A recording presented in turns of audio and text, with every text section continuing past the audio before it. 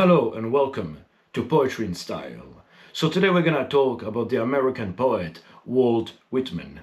He was born on the 31st of May 1819 and passed away on the 26th of March 1892.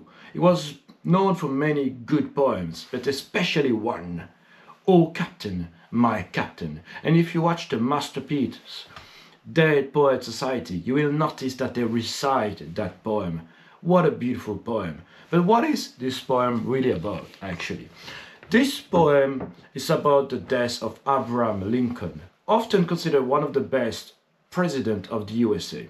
Obviously, I am not from the USA, so I can't really tell if I agree or not. But if you're from the USA, let me know what do you think of that. Anyways, after Abraham Lincoln passed away. He died on the 15th of April 1865 after the Civil War, shot in the head during a play, And this poem, "O Captain, My Captain," is what we call an elegy. What is an elegy? It's a type of poem where we talk about somebody important, for us at least, who passed away. And an elegy is supposed to be separated into three parts. And you're gonna see that when we're gonna look at the poem. The first part is supposed to be the lament. We are sad because the person passed away. The second part is supposed to be praise. We are praising the person who passed away. Obviously, when we are sad that somebody passed away, it's because there was something really good that this person brought to the world or to us as individuals. And the third part is supposed to be consolation or acceptance. Maybe you accept that the person passed away and you move on. So, right now we're gonna look at that poem. We're gonna look at we're gonna recite it together. "O Captain, My Captain." And then we're gonna see what we can understand from this beautiful piece of poetry. "O Captain, My Captain," by Walt Whitman. "O Captain, my Captain, our fearful trip is done. The ship has weathered every rock, the prize we sought is won.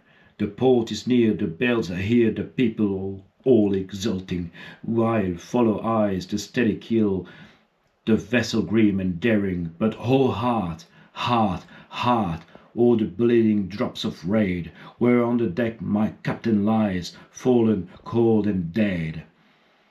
O Captain, my Captain, rise up and hear the bells. Rise up, for you the flag is flung, for you the bugle trills, for you the bouquet and ribbons rest, for you the shores are crowding, for you they call the swaying mast, the eager faces turning.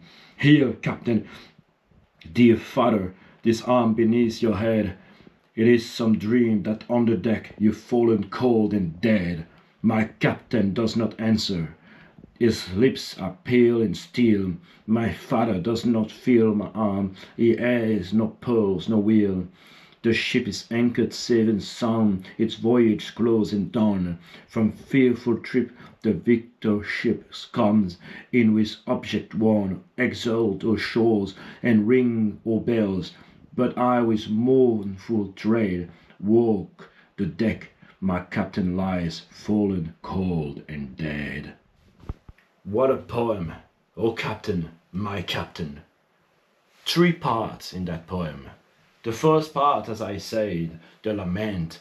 Obviously, when you lose someone, you lament that person. You take the time to talk about it. You take the time to think, this person died, there's the grief, there's the sadness that you feel and that you describe in that poem. O Captain, my Captain, our fearful trip is done.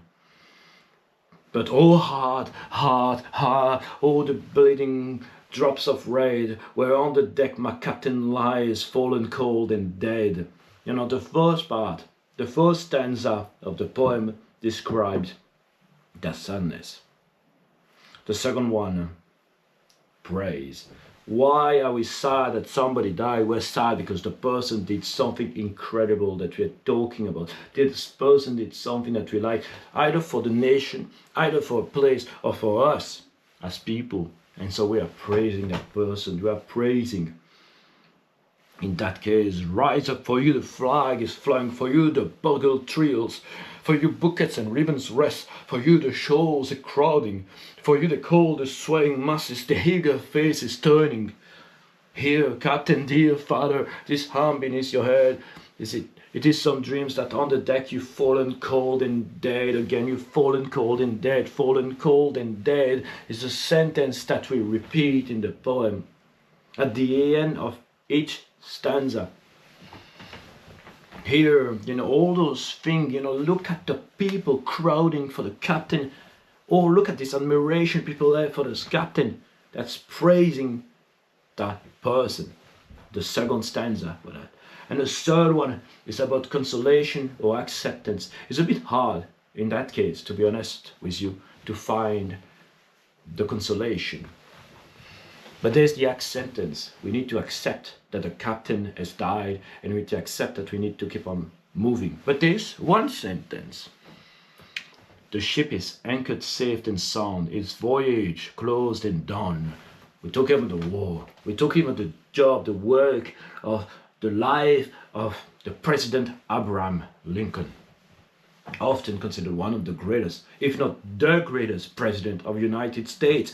Because of that, because of everything that is done, and we're still talking about him more than 100 years after. And this poem is still important because of that. There is this consolation that something that is done, something important, and that the work of his life has been achieved. Now, what I like about that poem, obviously it is at the end, fallen cold and dead, fallen cold and dead, fallen cold and dead, this musicality, because it's an elegy. It's about, this elegy comes from eulogy. A eulogy is when you're like talking about a person that passed away, that was important to you, important for the nation. But an eulogy is not a poem. An elegy is a type of poetry, and that is the type of poetry. It's these three parts. As I said, lament, praise, and then after that, consolation or acceptance. But the beautiful thing about that poem is that you can read it and not know anything about Abraham Lincoln, and still, understand something about it. The captain, the leader that we all admire, and we've all had one. That case, Abraham Lincoln. I hope you have a good night.